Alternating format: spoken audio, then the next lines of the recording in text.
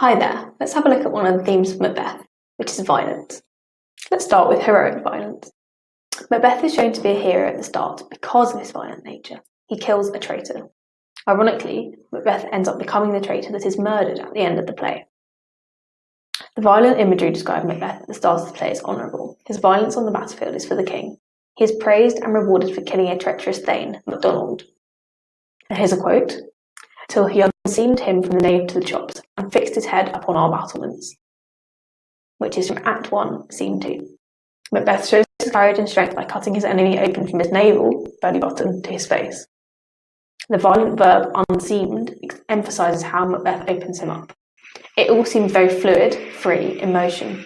This implies Macbeth is very strong and is unfazed by horrifically killing another man. MacDonald's head is a message about treason. Macbeth removes his enemy's head and displays it from the battlements. This might seem grisly, but has a clear purpose. When Shakespeare is writing, anyone sentenced to death for treason, such as Guy Fawkes after the failed gunpowder plot, will be hung, drawn and quartered, a horrible punishment of partial hanging, disemboweling and cutting of a body into quarters, and their heads would be shown on pikes and Traitors' Gate.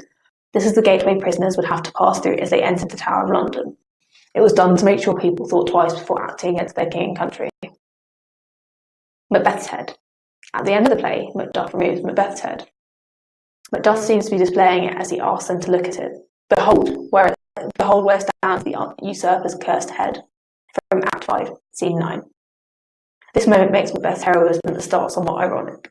He was a hero for killing a man who seems to have been a traitor to the king. However, almost immediately after that, he himself becomes a traitor, soon murdering the king and taking over Scotland. This relates back to the witch's statement: "Fair is foul, and foul is fair," from Act 1, Scene 1. Things and people are not always what they seem. Heroic code. The warriors fighting believed in the heroic code, which defines how a noble person should act. It was honourable to die in battle. That's why Seward says that his son, quote, "parted well," unquote, from Act 5, Scene 9. The battles that were largely violent, but participating in fighting and even dying bravely was very honourable. It deserved praise. This is why Macbeth's murder of King Duncan seems particularly evil. He killed him while he slept, without warning. He did not give Duncan a chance to meet him equally in battle. So let's just quickly recap Macbeth's lack of heroism. He goes against the heroic code by killing Duncan in his sleep and does not give him a chance to meet him equally in battle. There's irony as well. He's a hero for killing MacDonald, a traitor to the king at the start, but later becomes a traitor, soon murdering the king and taking over Scotland. In Act 5, Scene 9, Macduff says, "Behold where stands the usurper's cursed head." But who is the usurper? Is it King Duncan, Macbeth, Donalbain, or Banquo? The correct answer is Macbeth. Now let's have a look at violent imagery with Lady Macbeth. Lady Macbeth uses very violent imagery to persuade her husband to murder King Duncan. She tells him that she would have bashed in the brain of her own baby if she'd promised to do it, and saying, quote, "I would, while it was smiling in my face, have plucked the nipple from its boneless gums and dashed the brains out, had I so sworn, as you have done to this." This is from Act 1, Scene 7. This is shocking from a woman. This would have been very shocking to a Jacobean audience, and Jacobean just means during the reign of James I of England. Lady Macbeth is a woman whose main purpose, according to the values of the time, would have been to give birth to and nurture children. The language she uses is very vivid and violent. Plucked. The verb plucked is simple but devastating. It's as if she casually removed the baby from the breast and broke the connection between them. In this sense, Lady Macbeth goes against nature by refusing to nurture her own child and instead describes a violent image of her murdering it. Boneless. The adjective boneless reflects how young the child is. He doesn't have teeth in his gums yet. This reminds the audience of how vulnerable the baby is and how Lady Macbeth does not seem to care. Again, her careless attitude goes against nature, especially for women at the time the play was set. Dashed. Finally, the verb dashed has a very aggressive one. It shows how she would have bashed in her baby's head if she had promised to do it. Let's just quickly analyse that. She uses violence to try and show Macbeth how strong her commitment is to doing anything she promises to do. She's trying to show him he is a coward for going back on the plan. She uses an image of violence against the thing she cares most about, her baby. She just does this to show him that she'd do anything to keep her word to him and to make him change his mind. In Lady Macbeth's mind, this violent description shows her husband the extent she'd go to him, and therefore how much she loves him. So let's just quickly recap that. Identify the key words from this quote. And the quote is, "I would, while it was smiling in my face, have plucked the nipple from his boneless gums and dashed the brains out, had I so sworn, as you have done to this." It's from Act 1, Scene 7. The key words are plucked, which the analysis of is its simple but a devastating effect. It's as if she casually removed the baby from the breast and broke the connection between them. Boneless, which reflects how young the child is. He doesn't have teeth in his gum yet. And this reminds the audience of how vulnerable the baby is and how Lady Macbeth does not seem to care. And dashed, which is a very aggressive verb. To the different violent imagery for Lady Macbeth are those three words, plucked, boneless, and dashed. And it was shocking for a woman to say something like this at the time, because the main purpose of women was to give birth and to nurture children. Now let's have a look at murder and violence. In Macbeth, violence leads to more violence. Macbeth murders the king and murders to protect his own crown thereafter. He even orders for a child to be murdered. It starts with King Duncan. The violence of King Duncan is clear from the blood on Macbeth's hands. King Duncan was sleeping. Macbeth was especially cowardly in the murder, and he prevented him from a warrior's death. Macbeth refers to his hands as a sorry sight in Act 2, Scene 2. This suggests that he has done something incredibly weak in murdering a sleeping man, and he feels honour bound to serve and protect. Honour bound just means morally obliged. Other murders. So after King Duncan's murder, Macbeth steps away from murdering others with his own hands. He prefers to send murderers to do this for him. This may suggest that he is still ashamed of using violence against those who don't deserve it. Alternatively, it could show that he cares so little about human life that he carelessly gives the job of murdering to other people. His victims don't deserve his attention. Violence bringing violence. Macbeth says after seeing Banquo's ghost, "It will have blood, they say. Blood will have blood." This is from Act 3, Scene 4. This is a metaphor saying that how once a violent crime is committed, more violence will follow. This usually happens when a family tries to avenge the first murder. Avenge means get revenge for. One murder after another.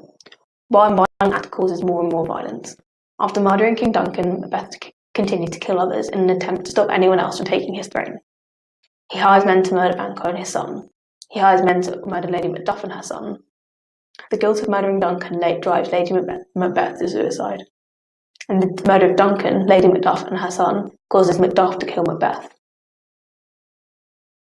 Protecting the crown. Macbeth will also stop at nothing to protect his crown. Punishes those disloyal to him, including women and children. He sends murderers to kill Banquo and his son Fleance, who escapes. After Macduff leaves England, Macbeth sends more murderers to kill his wife and children in their home.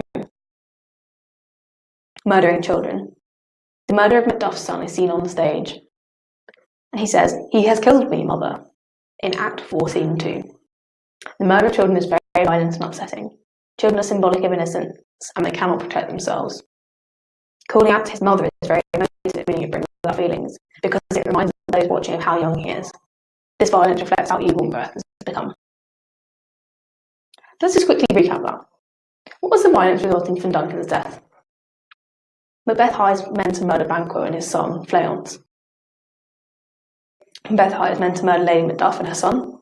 The guilt of murdering Duncan drives Lady Macbeth to suicide, and the murder of Duncan, Lady Macduff, and her son causes Macduff to kill Macbeth. Let's go look again at the murder of Macduff's son. He says, "He has killed me, mother."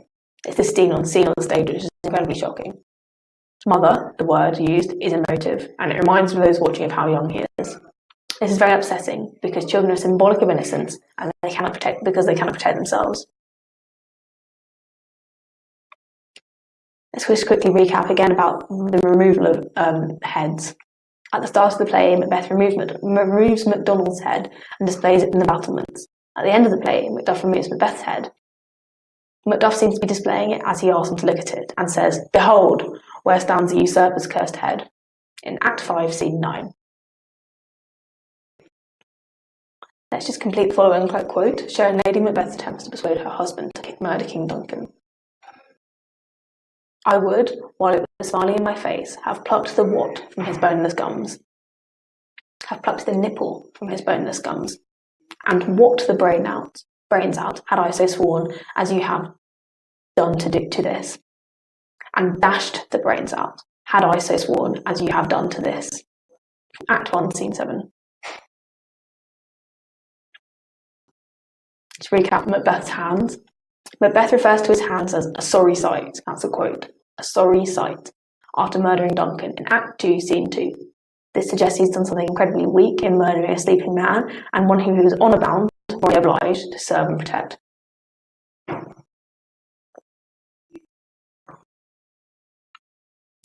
Macbeth says that after seeing Banquo's ghost, quote, "We'll have blood, they say, blood will have blood."